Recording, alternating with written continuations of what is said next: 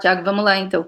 Então, eu só vou pedir para a gente começar esse papo com você contando para a gente primeiro sobre o histórico do uso de dados na comunicação, né? Como é que estavam as coisas antes do corona e como é que como é que está isso agora? Olá, boa noite. Espero que estejam todos em casa com responsabilidade. Meu nome é Thiago, como a Celinha já falou. Eu trabalho na Léo. Sobre os dados, eu acho que se a gente for pensar no momento atual, a ciência nunca foi tão importante, né, versus o achismo. E existe um erro muito comum da gente achar que insight é achismo, insight é opinião. Não, insight é um vislumbre de alguma oportunidade, de algum discurso diferenciado, pautado em algum cenário que eu estudei, li, entendi, compreendi. Você não tem um insight sobre nada sem pesquisar na essência. E se a gente for olhar o que nós estamos vivendo hoje, essa é a discussão do momento, não só na propaganda, mas na vida. A ciência versus a opinião própria. Você pode ter uma opinião própria, mas eu acho que num caso tão importante quanto é a nossa vida, a ciência deveria prevalecer, e assim como uma discussão sobre investimento de comunicação, sobre investimento de negócios, sobre contratação de pessoas, enfim. Eu acho que usar os dados não significa que você abre mão da criatividade. Você não pode depender exclusivamente de pesquisas, porque aí sim, talvez você bloqueie tudo, você terceiriza a opinião, mas usar os dados são parte fundamental da discussão. Eu acho que ela começou muito tempo atrás, quando a gente fazia a pesquisa quali e quant exclusivamente. Hoje, e aí, André, tudo bem? Tudo bom? Você tá bom, cara? Beleza. E agora você tem uma fonte infinita de informações na prática. Você pode usar a quali, a quant, social listening, informações diversas de performance, régua de relacionamento, enfim. O que nos cabe agora como profissionais de comunicação é voltar a estudar e entender que cada semana eu vou ter que aprender um KPI novo ou uma métrica diferente. Então isso me obriga a sentar um pouquinho no computador, não só para trabalhar, mas para poder rever as coisas todas. Acho que é isso no começo. E aí uma coisa que eu conversei com a Celinha, a gente tem todo um conjunto de perguntas que nós trabalhamos na semana passada, e aí deu um pau na sala, não deu para todo mundo entrar, que a gente pode repassar, mas vocês têm o chat, como nós somos um grupo pequeno, tem 12 pessoas aqui, tirando nós, o que vocês perguntarem a gente endereça direto. Acho que aí pode ser um bate-papo mais legal, mas vocês que mandam. Vai lá, Celinha.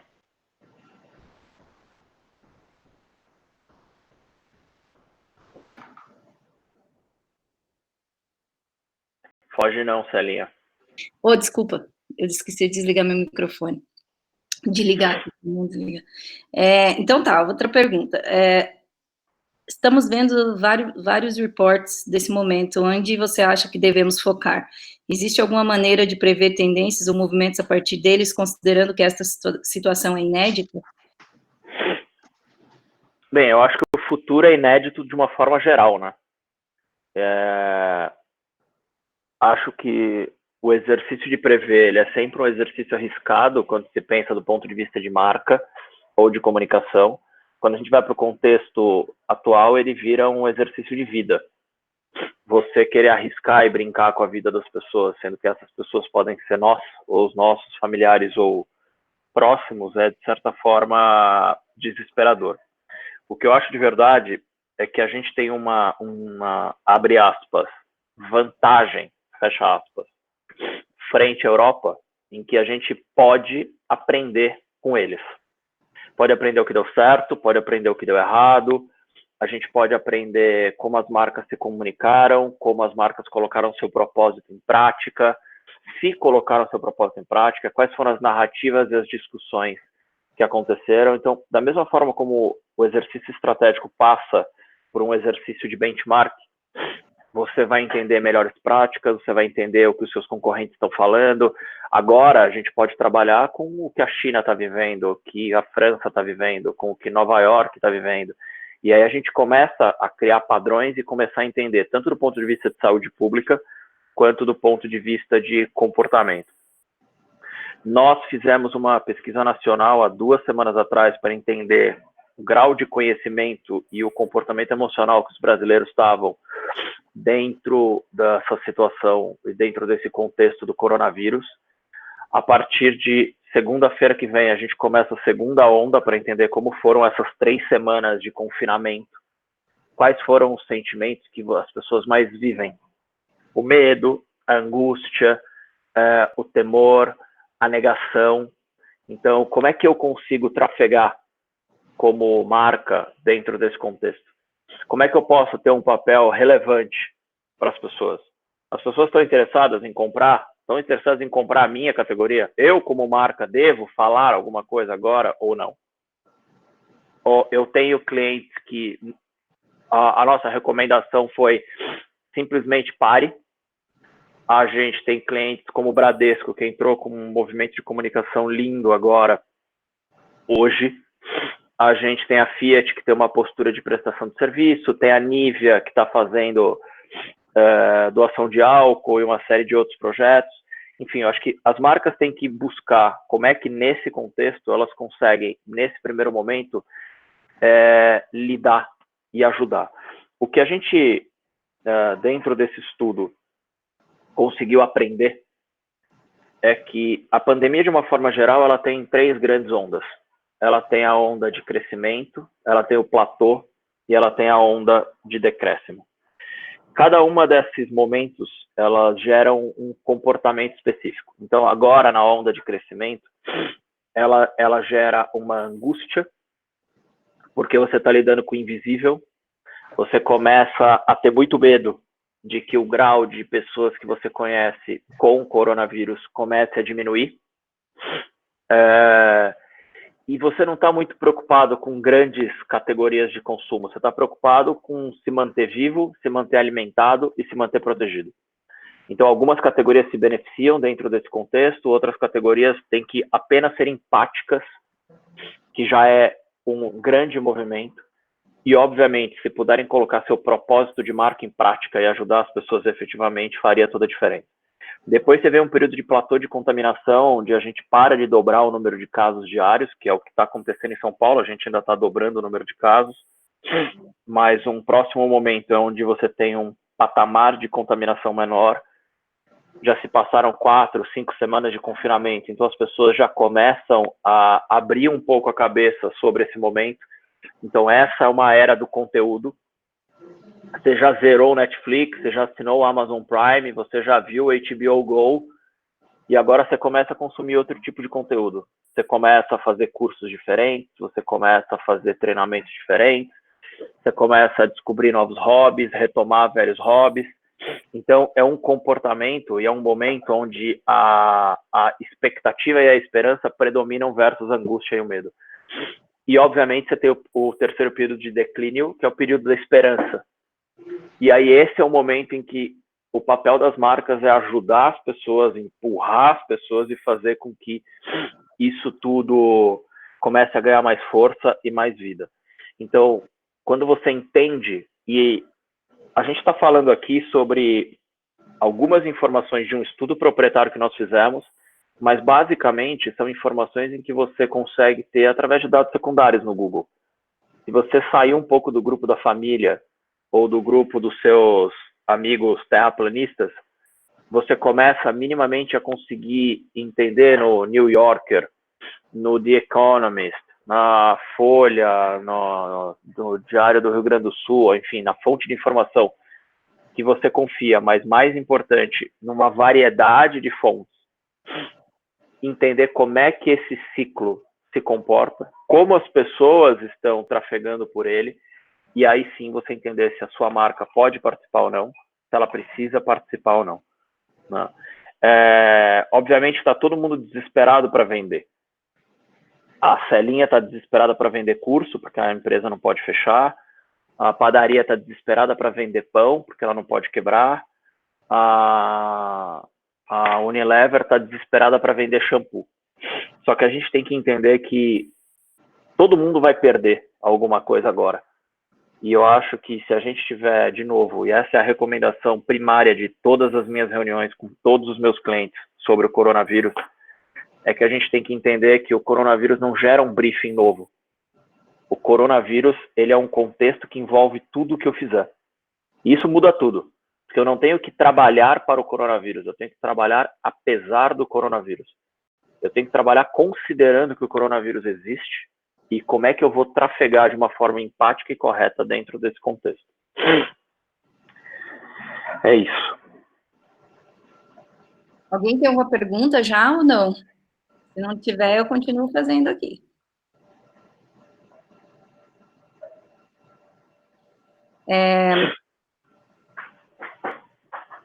Ok, agora é uma mais específica sobre o cuidado com o uso de dados, assim, sabe? Quais cuidados que a gente tem que ter nesse momento em que a gente tem acesso a um monte de dados das pessoas?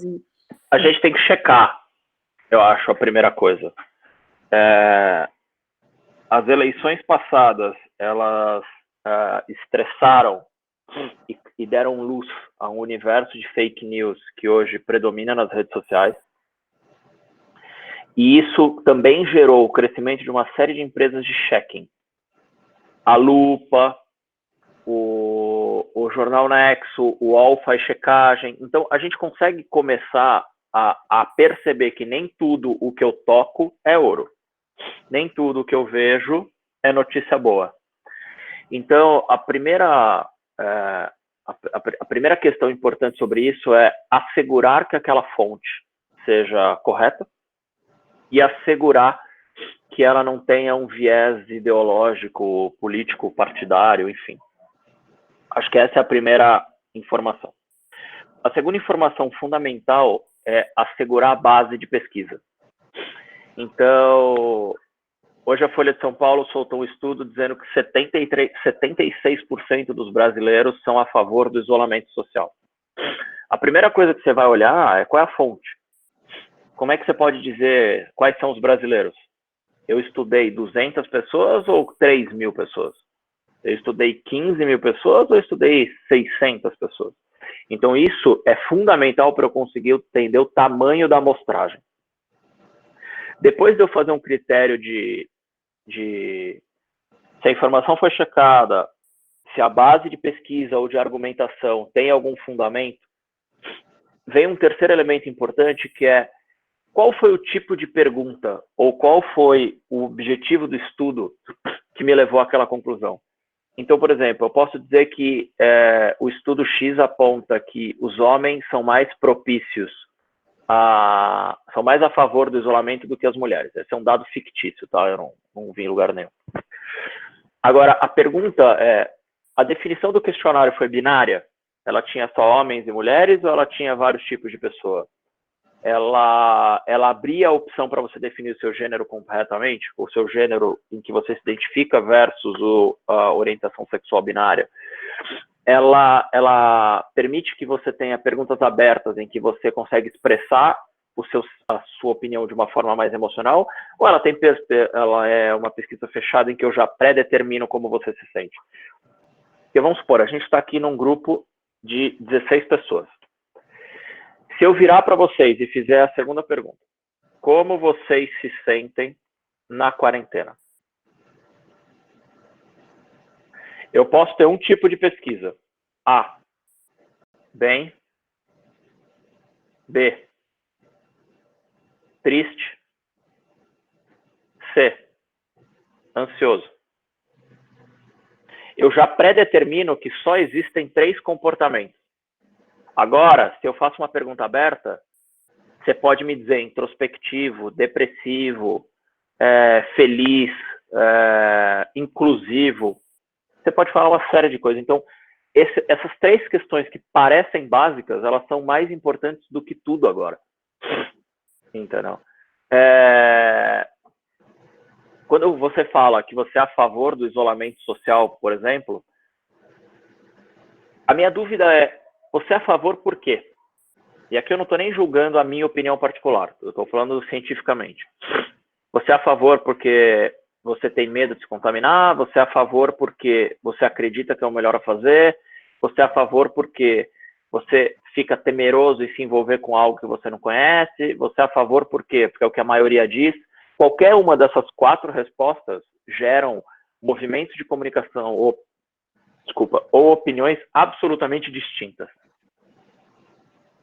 Então, nesse sentido, a gente conseguir entender exatamente a fonte da pesquisa, ver se ela está checada, se a amostra corresponde a um volume de interações suficiente, e eu conseguir entender qual é a pauta temática, é maravilhoso, porque aí eu consigo minimamente entender se aquela opinião tem algum viés ou se ela não tem. Aí você fala, porra, mas é difícil, como é que eu vou ter essas informações? Lendo várias outras pesquisas, entendendo vários outros pontos de vista. Aí você começa a entender se as argumentações são tendenciosas ou não. Isso fica mais visível e mais fácil de ser feito agora, mas ele também não deixa de ser feito num outro cenário ou contexto, em que você fala que na padaria o que mais vende é pão. Aí você fala, legal, mas a torta que tem lá é boa? Se tiver a torta boa, será que vai vender mais do que o pão? Será que o pão francês é o que mais vende porque a baguete não é comercialmente interessante? Enfim, essa criação de hipóteses e o teste de cenários é fundamental para a gente conseguir garantir uma avaliação mais correta. E aí, vamos lá. Legal. Tem mais pergunta? Alguém? Ok, vou continuar aqui, então. Já que não... Tá muito morno. Galera tá desanimada. Nossa, e é só a 3ª semana de quarentena. Né? Agora, aquela pergunta mais relacionada a ferramentas, eu acho que você mencionou aí, né? Google e tal. Se existe alguma ferramenta, plataforma que eu acho importante destacar, pensando especialmente em empresas, agências pequenas e médias que não têm o mesmo poder de bala das grandes. A questão da LGPD, tá? Se esse ano entraria a LGPD, eu não sei se vai entrar ou não, valendo, né? Seria implementada no Brasil. Pelo jeito, não vai mais, mas em algum momento vai rolar. Você tem... eu acho que a LGPD, que é a Lei Geral de Proteção de Dados, que ela começou a ser fortemente discutida depois do episódio britânico lá do vazamento de informações, ela é uma discussão, na verdade, das mais corretas atualmente dentro do universo da internet. Porque hoje você fornece absolutamente todos os seus dados e eu não faço ideia de para quê. Então, eu faço todos os cadastros que eu preciso no Mastercard, coloco muito mais do que eu necessito e talvez ele venda a minha base de dados para outra coisa. Ele remunere e rentabilize o próprio negócio em cima da minha informação. Então, a partir da hora em que a lei de proteção de dados existe, eu consigo solicitar a minha exclusão. Por exemplo, eu não quero mais que a Celinha saiba o meu e-mail e ela é obrigada a deletar. Então, isso nos dá mais autonomia do ponto de vista do consumidor. Ela cria uma série de barreiras corretas, no meu ponto de vista, do trabalho das marcas, porque te obriga a ser, você vai ser menos impactado, ou você vai ser impactado no volume que você quiser, pelas marcas que você quiser. Isso dificulta o trabalho de comunicação? Você fala, graças a Deus. Porque ainda como marca, apesar de sermos gestores de marca, a gente também é ser humano. E a gente fica ali tomando sacode todo dia da Netshoes com aquele infinito de... Pô, só de eu ter falado Netshoes agora, eu já vou ser impactado por mais 12 meses. E aí você não consegue evitar que esse tipo de coisa aconteça. Então, acho que a Lei Geral de Proteção de Dados nos ajuda muito nesse sentido. Belezura. Bom, incentivei as perguntas aqui, mas acho que ainda não temos. Então, vamos lá. Como você percebe a reação dos clientes nesse cenário? A economia será de fato tão afetada como comentam, para se desesperar? Eu acho que é para se desesperar.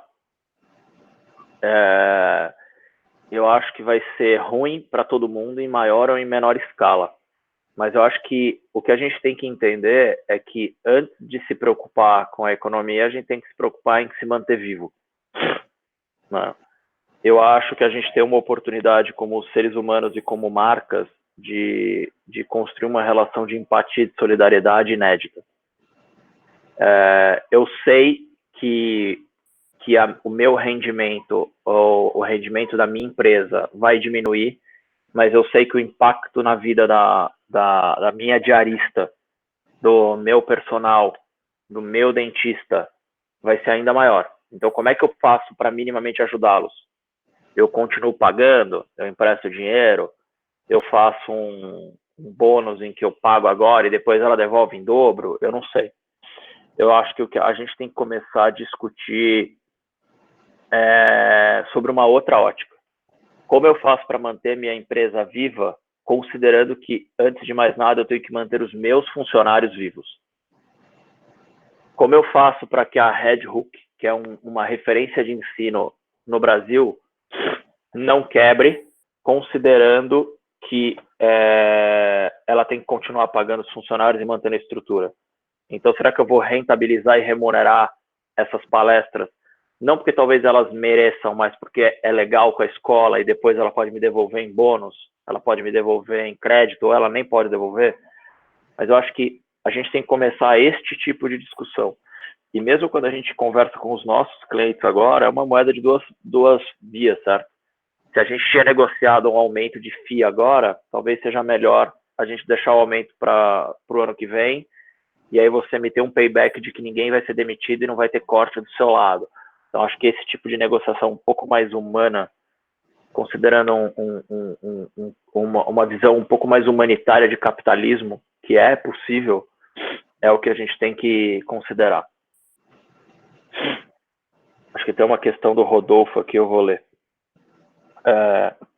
Vejo algumas pessoas do mercado local, aí o local eu não sei de onde é, acho que deve ser daí, falando em hora da retomada, como se a gente fosse ter um momento bem marcado em que as pessoas fossem sair da toca e voltar a consumir. Vocês aí na Léo também falam de hora da retomada, Curitiba. Estão fazendo planos? Olha, é uma pergunta muito boa. O que a gente percebe, de novo, quando faz esse benchmark global, é que existe um terceiro momento em todos os países, que é o momento de redução da curva de contágio. É difícil fazer uma argumentação sobre como vai ser essa retomada, porque vamos pensar no pior cenário, é o cenário em que a gente tem, sei lá, 100 mil mortos. Nesses 100 mil mortos vai ter, pelo amor de Deus, bate na madeira, mas algumas pessoas que a gente conhece. Então, o momento da retomada, ele não é um momento de uhul, eu tô livre. Ele é um momento de luto na prática. Então, se eu for pensar no momento da retomada na Itália, por exemplo, que é um país que está sangrando e sofrendo, ele vai ser uma retomada provavelmente nostálgica, com muita esperança, mas com muito luto. Se eu for pensar numa retomada da Coreia do Sul, que é um país que teve pouco impacto, da Inglaterra, ou da Austrália, da Nova Zelândia, elas são momentos de retomada muito diferentes. Na Coreia do Sul, quando você sai dessa onda, você está um momento de nós conseguimos, parabéns país, a gente soube lidar com isso. Então, você tem um momento de orgulho em um lugar e você tem um momento de luto e de nostalgia em outro país. Então, é por isso que é difícil você prever e antecipar a questão. Obviamente, e aí assim como na live da semana passada, quando você faz existe uma teoria sobre o luto, em que fala que o luto tem 5 estágios. Ele é muito claro sobre dentro do que a gente está vivendo agora. Tem o estágio de raiva, tem o estágio de negação, tem o estágio de conhecimento, tem o estágio de significação. A gente pode sair desse momento de várias maneiras, como indivíduos, como sociedade, como família e amigos. O que nos resta como gestores de marca é ter muito bom senso. Você quer que eu faça uma campanha de varejo porque você quer estar seguro e você quer não correr o risco? Tá bom. Só que a gente vai ter que adaptar discurso dependendo de como for. Eu não sei se a gente vive uma discussão agora tão diária, porque se o Dória terminasse o isolamento hoje, a comunicação das marcas seria completamente diferente amanhã. Como ele manteve o isolamento, é completamente diferente. Então é muito difícil a gente prever. Obviamente vai ter um momento de redução de curva, só que o sentimento que vai estar aí é onde eu tenho que estar muito atento. Então, você não pode pagar o estudo que a Léo paga, mas legal, o estudo da Léo está aberto. A primeira onda está aberta no site da Léo, a segunda onda vai estar. Você consegue ver o mapa de sentimentos do Twitter, você consegue ver os insights do Google, você consegue entender as palavras e as fotos mais buscadas no Facebook. Então, você consegue minimamente ir acompanhando o dia de amanhã. A dica que eu dou para essa pergunta é: viva o dia de amanhã. Porque o momento da retomada, ele pode acontecer em setembro, ou ele pode acontecer em maio. E, de novo, o que é retomada, né? Eu sempre sou muito... As pessoas na agência me zoam, porque eu sempre pergunto em cima da pergunta. Então, quando você fala, quando vai acontecer a hora da retomada? Eu pergunto, mas o que é retomada? É a hora que o comércio abrir? Ou é a hora que eu começar a vender muito? A hora que o comércio abrir, você vai estar seguro de ir na padaria e ficar na fila do pão? Então, o sentido de retomada para você pode ser muito diferente para mim e muito diferente para o cliente. Tá? Você acha que eu não respondi, aí você põe aqui a observação e a gente vai de novo. Aí tem a da Thalita aqui. Olá, nesse período de isolamento social, o departamento de mídia e planejamento da agência onde trabalho está com uma demanda muito baixa. Então, estão oferecendo novas oportunidades para os clientes fecharem. Será que é hora de empurrar mídia e campanha para os clientes? Ou qual abordagem devemos ter? Olha, eu vou dizer que o planejamento da Léo, nesses 12 anos que eu estou lá, e eu fiz 12 anos dia 1º de abril, nunca trabalhou tanto. E ele não é um trabalho que eu sou cobrado. Eu vou tentar me explicar. Mas 70% do nosso trabalho é proativo. Então, o que é trabalho proativo? Como é que a Fiat deve se comportar num contexto em que as concessionárias estão fechadas? Como a Samsung tem que se comportar no meio do maior lançamento da década, que é o S20? Então, existe uma oportunidade em que eu sou contra o princípio de entuchar a mídia, porque o que é entuchar a mídia? É você ser desonesto, no fim. Agora, se você começa a perceber que, à medida em que as pessoas têm mais empatia pela sua marca, elas tendem a esta versus a outra, a mídia aparece vindo. Então, eu acho que o departamento de planejamento, neste momento, é um dos departamentos mais essenciais, inclusive nas agências em que não valorizam o departamento ainda, porque é a hora em que você começa a mostrar quais palavras você deve usar e não deve, quais sentimentos você tem que valorizar e quais você não tem, quais comportamentos você tem que fugir ou não. Eu sou o cara que enche o saco em todas as campanhas que estão indo para o cliente. Olha, cuidado com essa palavra, vamos mudar essa palavra, vamos mudar essa argumentação. Olha só, senhor cliente, você está fora do ar, mas não deveria.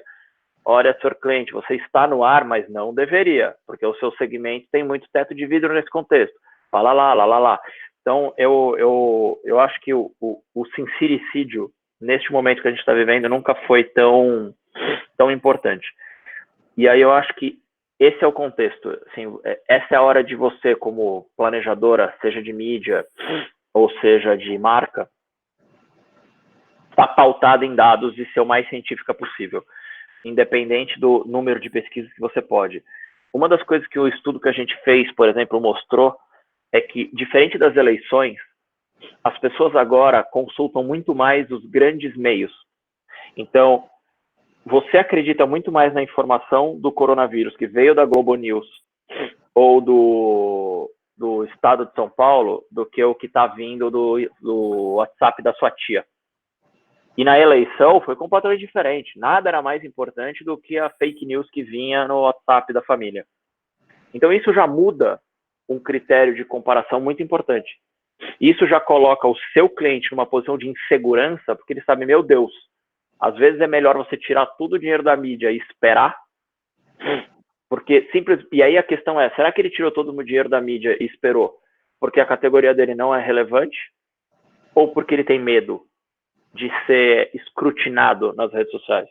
Então, acho que a gente tem que entender exatamente qual é a melhor forma de abordar. Tá? E aí vai no caso a caso, né? Aí tem uma outra questão. Aí, Thalita, se tiver alguma questão complementar, você me avisa, por favor. O Robson, que tipo de sinergia entre veículos de comunicação você consegue visualizar? Ou já chegaram para sua análise e você pode destacar?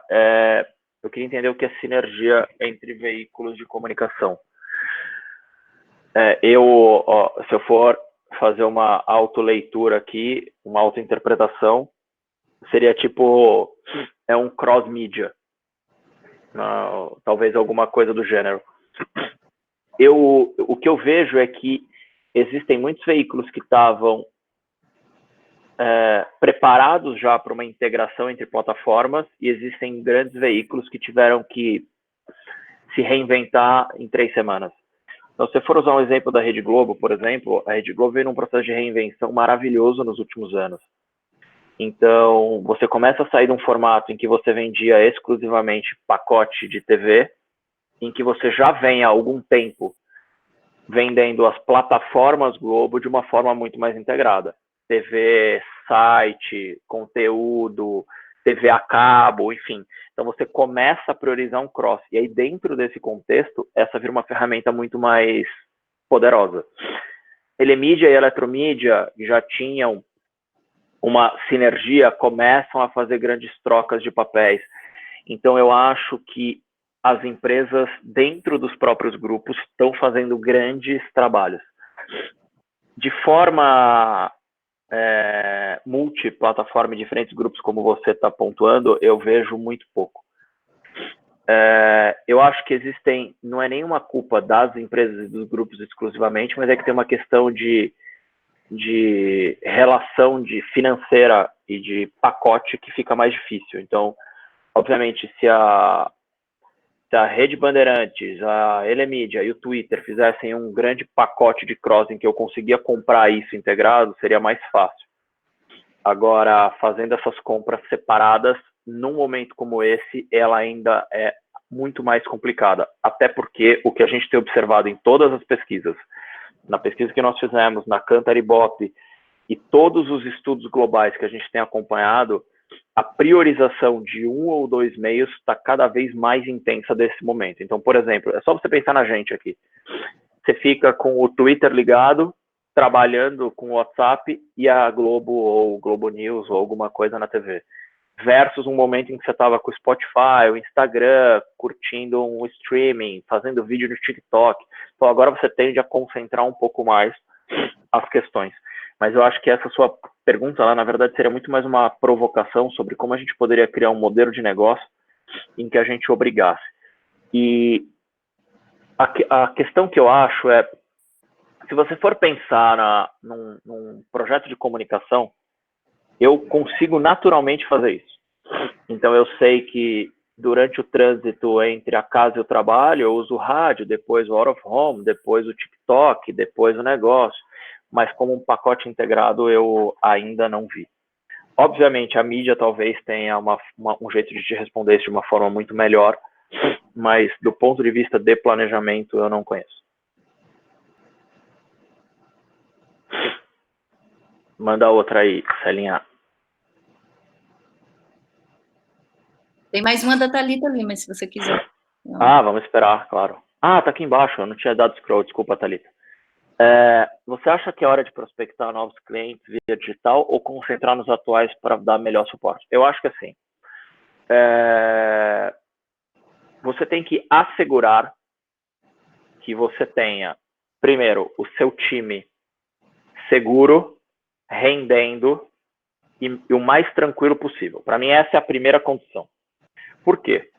Porque assim como a gente faz o estudo para entender como o consumidor está se comportando dentro de casa, a gente tem que entender que nós e os nossos times também estão dentro de casa e também vivem esse momento de angústia, medo, expectativa, Então, eu preciso dar, como empresa, o suporte para que essas pessoas consigam minimamente se sentirem seguras. Seja uma garantia de emprego, seja um equipamento dentro de casa, seja um reembolso. Então, eu vou te falar da Léo.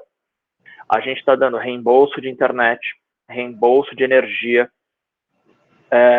fizemos o aluguel e fornecimento de cadeiras de escritório, todo mundo tem o seu computador. Na semana passada, quando a gente entrou na terceira semana de isolamento, a gente fez um estudo muito grande de saúde mental, para que as pessoas conseguissem entender, lidar e participar com isolamento, insegurança, depressão e tudo mais. Fizemos uma espécie de hotline para que você possa conversar com psicólogos e terapeutas. Tem grupo de ajuda de pais dentro da agência, trocando dicas. Então, essa é a primeira iniciativa. E por que essa iniciativa está no core? Porque quanto mais o meu time, quanto mais o meu colaborador se sentir seguro, melhor ele rende. Quanto melhor ele render, melhor ele consegue manter o padrão esperado dentro do trabalho. Então, eu preciso garantir aos meus clientes, sejam eles os grandes ou os pequenos, que a qualidade do meu trabalho não vai cair, ou pelo menos vai ser o melhor possível. Se eu conseguir ter um time feliz e rendendo, entregando uma qualidade similar ou igual é ruim, igual ou minimamente superior ao que eu fazia antes, aí sim eu consigo prospectar. Eu acho sim que é hora de prospectar, eu acho sim que tem cliente sendo muito mal atendido, eu acho que agora é a hora em que agências que têm uma inteligência de negócio apurada conseguem dar dicas para o cliente do amiguinho que não consegue, agências que conseguem ter uma produção caseira, rápida, eficiente, usando banco de imagem, sem filmar, sem abrir câmera, consegue se mostrar uma oportunidade comercial. Mas por isso que eu digo que a primeira etapa de cuidado do time é condição sine qua non. E você precisa estar feliz na sua casa, ou minimamente mais tranquila na sua casa, para que você consiga entender e render da forma como você rendia, e aí sim eu prospectar exatamente nessa ordem. Tá? E aí eu ainda diria que a prospecção ela vai acabar funcionando de uma forma muito mais informal do que formal. Obviamente, eu bater na porta da Celinha e falar, meu, dá conta da sua empresa, pelo amor de Deus, a Celinha só quer se manter saudável. Né? Ela não é um movimento muito feliz, assim como se eu ficar agora para você fazendo campanha para te vender essa garrafinha de água aqui, você vai ficar, porra, que garrafinha de água, eu quero garantir que vai ter respirador na minha cidade. Então, se eu forneço conteúdo, se eu forneço inteligência, se a qualidade dos meus clientes não cai, você começa a receber ligações e pedidos. A gente tem crescido bastante em prospecção interna. Então, a gente tem ganhado negócios dentro de clientes que não eram nossos, a gente tem tido incremento de verbas em alguns segmentos que até então não eram primários dentro dos nossos clientes, mas que devido a algum trabalho específico que a gente fez para outra área, eles cresceram. Então, a gente tem que entender que a prospecção não é só para quem não é cliente, a prospecção também é para quem já foi. E aí, se a gente for usar o exemplo da Celinha, por exemplo, ela não tem que prospectar só novos alunos, ela também tem que prospectar alunos antigos para fazer cursos novos, e essa é a mesma lógica dentro do nosso universo. Tá? Qualquer outra coisa aqui, você me avisa. Aí tem um ponto do Júnior aqui. Quando ainda trabalhando na coleta e apresentação de dados de uma agência aqui de Curitiba, tínhamos a grande dificuldade de convencer os nossos clientes, por mais bem embasado que éramos pelos dados coletados e apresentados pelo nosso planejamento, de que deveríamos seguir por uma ou outra linha de ataque ao cliente. A vinda do coronavírus acrescentou mais uma dificuldade. E como você bem pontuou, temos que trabalhar apesar do coronavírus. Você acredita que a ligação da agência com os clientes da Léo mudou nesse cenário? Vocês conversam mais com o cliente ou ainda são mais ouvidos? Olha, a questão da descrença no planejamento, ele é um exercício a ser conquistado. Então, a gente fala muito isso no módulo que eu dou aí, sobre... não é porque eu sou estrategista que você tem que acreditar em mim. Eu tenho que convencer você a acreditar em mim. Acho que essa é a primeira grande etapa. É como no começo de uma relação, né? Você tem que conquistar a pessoa e não forçar a pessoa a gostar de você. Então, é a mesma regra. Se a gente for pensar na Léo, dos nossos 4 maiores clientes, a gente tem checkpoints de 30 minutos todos os dias com eles. Todos os dias. Então, eu vou dizer que houve uma aproximação muito grande, um ganho maior ainda de confiança à medida em que a gente tem gerado informações. E aí é o segredo da relação. Então, por que não são checkpoints com todos os clientes todos os dias? Porque eu não tenho informações de alguns clientes todos os dias. Existem segmentos que são mais dinâmicos, varejo, por exemplo, em que eu consigo atuar de um dia para o outro. Existem segmentos que demoram um pouco mais, como o automobilístico. Existem segmentos um pouco mais flexíveis. Mas um compromisso que a gente tem, que a gente traçou internamente a gente criou uma série de ferramentas de inteligência diárias, semanais e quinzenais. Então, que tipo de informação eu consigo gerar todos os dias para os meus clientes? Que tipo de informação eu consigo gerar semanalmente para os meus clientes? Que tipo de informação eu gero quinzenalmente para os meus clientes? As informações quinzenais geralmente ainda são abertas, e aí elas respondem até a questão da Thalita sobre prospecção. Agora, as diárias e as semanais, não. Então, dentro desse universo, a gente tem se comportado como minimamente uma luz guia dentro desse processo. Obviamente, nós somos apenas publicitários, nós não somos futurólogos, nem médicos, nem infectologistas, então o nosso trabalho é completamente coadjuvante, e um compromisso que eu assumo com todos os nossos clientes é que o meu trabalho é só esse. Eu não vou dizer para você o que vai acontecer com o coronavírus ou como as pessoas vão se comportar, mas eu vou garantir para você que todo dia eu vou entender, vou buscar, vou pesquisar e eu vou te entregar. Então, você fornecer conteúdo, e aí eu volto para a questão, acho que foi alguma questão anterior que eu até respondi, acho que foi da Thalita também, ou do Rodolfo, que é o departamento de planejamento, ele não está trabalhando para os briefings. O departamento de planejamento está trabalhando para gerar briefings. Isso tem sido um aprendizado gigantesco, porque eu não preciso esperar o cliente pedir alguma coisa, eu já estou ali, ó. Das coisas que a gente produz, de cada 5, antes uma dava certo. Agora, de cada 5, 4 estão dando certo, porque a gente está aprendendo o tipo de conteúdo que eu tenho que gerar para você, o tipo de análise que você gosta e valoriza, e sempre me comprometendo com base, com critério e com informação. Se tiver alguma outra coisa, Júnior, você me avisa, por favor. A Thalita aqui. Aqui na minha cidade de Ponta Grossa, eu tenho muitos amigos daí, existem pouquíssimas pesquisas de mercado e ficamos sem respaldo para as nossas estratégias. Como vocês fazem e qual ferramentas vocês usam para realizar pesquisas e levantar dados? Essa foi uma pergunta da outra vez também, e ela é uma pergunta muito injusta, na verdade. Existem muitas fontes gratuitas de informação. Você pode usar o PNAD do Ibope, do IBGE, que é gratuito. Você pode usar o Google Insights, o Facebook Insights, que é gratuito. Você consegue usar o GWI, que é gratuito. Você consegue usar o Sitemap para poder entender mobilidade, que é gratuito. Agora, existem todas essas ferramentas. Existe a parte grátis e existe a parte paga. Só que, antes de eu me preocupar com a ferramenta, e é uma pergunta muito boa essa que teve na semana passada também, eu prefiro fazer uma pergunta sobre o que você quer saber. Então, por exemplo, isolamento social está acontecendo? Essa é a pergunta. Aí você vai no Google e digita, o isolamento social está acontecendo? O Google não vai te falar nada. Vai ser um monte de matéria da Folha, do Diário do Grande ABC, do Jornal de Pernambuco.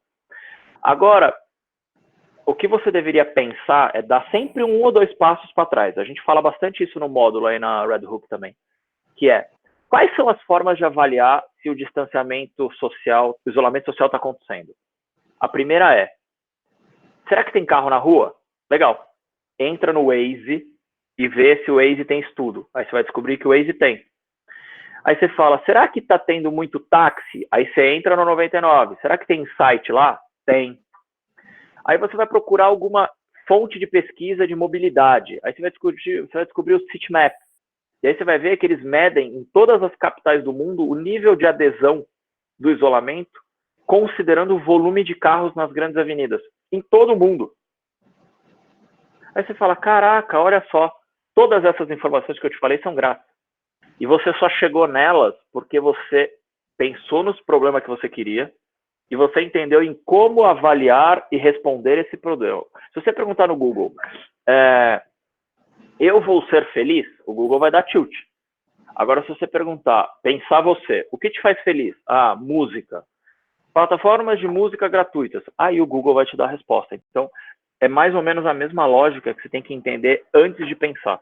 Porque muitas vezes a gente trava dizendo, nas grandes capitais e agências eu tenho tudo que eu preciso, a minha vida não funciona se não for assim. Eu sou um privilegiado do ponto de vista de estar numa grande capital, em uma grande agência, e sim, eu tenho mais informações. Mas o que a gente precisa considerar é que nem todos os meus clientes pagam por aquela informação. Então, às vezes, o que significa? Vou dar um exemplo utópico. Vamos supor que o GWI, que é o Global World Index, a Fiat paga para avaliar carro, mas a Samsung não paga para avaliar celular. Eu vou ter informações para a Fiat que para a Samsung eu vou ter que conseguir de outro jeito. Ou eu vou pedir para um amigo meu que tem o acesso e depois eu dou para ele quando ele precisar, ou eu vou através de fontes secundárias, que é o que acontece, acredite ou não, em pelo menos 50% dos nossos jobs. 50% dos nossos jobs, independente do cliente, eu dependo de informações de dados secundários disponíveis. Então, a nossa vida não é essa alegria toda, não. Aí tem uma da Flávia aqui. Algumas pesquisas têm demonstrado que a população tem esperado que as empresas ofereçam suporte para a comunidade. Se a minha empresa não tem como prover grandes ações nesse contexto, é melhor a marca não se movimentar muito para aparecer, evitar parecer oportunismo? Olha, eu acho que assim, a sua empresa ela primeiro tem que avaliar o teto de vidro. Então, não adianta você querer ajudar a comunidade se você não ajuda o seu funcionário. Essa é a primeira pergunta que você tem que se fazer. Então você fala, olha, brasileiros, eu estou aqui por você. Aí corta, estão seus funcionários na fábrica trabalhando, ônibus cheio, aquela questão toda. Então, eu acho que existe uma autoanálise e um senso crítico importante para se colocar. A outra questão é como você mantém uma operação mínima para continuar trabalhando e como você capitaliza essa oportunidade em duas frentes. A primeira é continuar gerando negócio para você e o segundo é gerando negócio do ponto de vista de marca. Ou seja, olha, gente, eu não demiti ninguém, tá todo mundo aqui, só que eu aumentei o meu serviço em 15%, porque as minhas vendas vão cair. Tamo junto nessa? Aí eu não estou sendo oportunista e eu estou fazendo o meu papel. Então, eu acho que tem esse tipo de oportunidade que a gente tem que avaliar, mas eu acho que é sempre importante eu começar pela autocrítica. O que eu estou fazendo para poder garantir essa questão? Outra coisa importante, desculpa, é que entrou uma mariposa aqui. Outro ponto importante, deixa eu ver a sua pergunta aqui. Você fala, as pessoas cada vez mais esperam que as marcas atuem, independente do Covid ou não. É um ponto absoluto em quase todos os países em que a melhor solução para a sociedade é uma parceria público-privada. A iniciativa pública sozinha não dá conta, a iniciativa privada pode ajudar. Obviamente vai ter um payback? Vai ter, como tudo na vida. Desculpa, é só alergia. Mas você vai ter que agir considerando esse contexto. Então, o que eu acho? A prova... Desculpa. A prova de fogo agora, na verdade, é o teste de propósito. A sua marca, o seu cliente, a sua empresa sempre tinha um propósito. Nós existimos para ajudar as pessoas a irem mais longe. Legal. O que você está fazendo agora aqui, ó, para mim? Você que era o cara aí que me ajudar a ir mais longe. Então, eu acho que a gente agora tem sim que não apenas esperar das empresas, como cobrar das empresas que sempre disseram. Então, o Rappi está bombando. Legal, mas o que ele está fazendo aí pelo motoqueiro? Ele está dando auxílio para o cara que ficou doente? Ele está dando instrumento de segurança para que ele trabalhe? É, assim, a obrigação dessa empresa cuidar. A gente não pode depender apenas do governo. E eu acho que esse é um ponto que nós, como planejadores, temos que cobrar dos nossos clientes, e a gente, como sociedade, tem que esperar, sim, que a iniciativa pública busque, junto da iniciativa privada, alguma parceria para conseguir fazer acontecer. Tá? O Robson começou com pimenta. Se você quiser mais alguma questão, você me fala, Flávia. Que avaliação os clientes da Léo fazem da condução da pandemia por parte do poder público estadual e federal? Eu não sei. Não sei. Acho que essa é uma pergunta para eles, né? Eu não tenho opinião. Alguma mais?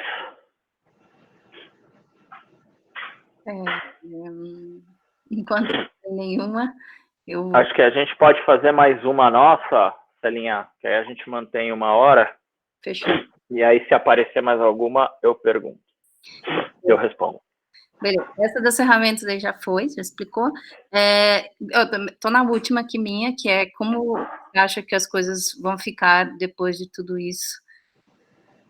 Depois de tudo isso passar. Eu acho que a gente vai aprender que muita reunião podia ser e-mail. Eu acho que a gente vai começar a valorizar as coisas simples e aprender que a gente não pode trabalhar sozinho.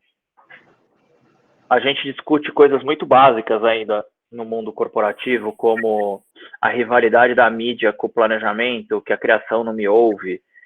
Agora está todo mundo em home office, um depende do outro, um precisa da ajuda do outro. A sociedade, não adianta eu ficar em isolamento e o meu vizinho não ficar. Então, eu acredito que nós temos uma oportunidade de ouro para que as marcas entendam a diferença entre propósito e papel, em que a gente consiga sair dessa com um senso crítico muito aguçado e entendendo que a ciência é importante. E por que eu insisto nesse ponto? Porque ele é um ponto fundamental para o planejamento. O planejador que acredita na própria opinião como direcional estratégico não deveria nem ser um planejador. Você pode ter um senso crítico bastante aguçado, mas sem a base de dados, você não consegue trabalhar. E aí, a base de dados, ela pode ser a base de dados que vem de uma conversa. Eu já trabalhei em muita agência pequena, eu já atendi muito cliente pequeno. E muitas vezes você sentar e fazer de uma reunião de briefing, que geralmente é uma reunião de pedido, um interrogatório de 1h30, já te dá todas as informações enviesadas ou não que você não conseguiria de outro jeito. E aí você pode usar o Google e todas as outras ferramentas para tocar.